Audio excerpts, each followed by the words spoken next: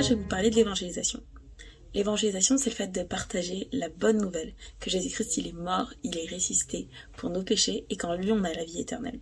J'ai tout de suite à cœur le verset en Romains 10, de versets 14 à 15, qui nous dit « Mais comment feront-ils appel à lui, s'ils n'ont pas cru en lui?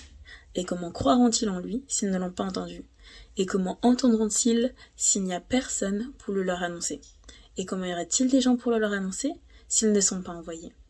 Quand je lis ce verset, ça me rappelle qu'on est tous appelés à partager cette bonne nouvelle. Jésus-Christ, il nous a tous envoyés, il nous l'a dit dans sa parole en Matthieu 28, « Allez et faites de toutes les nations des disciples. » Et ça, c'est quelque chose qu'on est tous appelés à faire.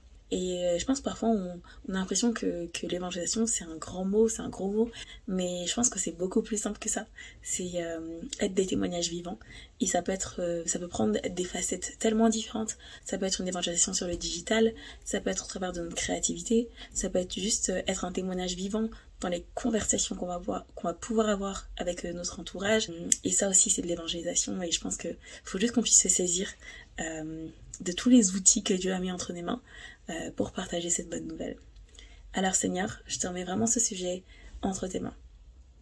Aide-nous être ces personnes qui vont se lever et qui vont partager la bonne nouvelle. Partager le fait que tu es mort et que tu es ressuscité pour nous, et que on a tous accès à cette vie éternelle en toi, Seigneur. Vraiment, je prie que tu puisses aussi nous donner cette audace et ce courage de te faire confiance. Vraiment qu'il n'y ait aucun esprit de timidité qui nous empêche de partager cette bonne nouvelle. Et qu'au travers de ça, on puisse voir une multitude de gens venir à toi, te rencontrer et être transformés par ta puissance, Père éternel. Amen.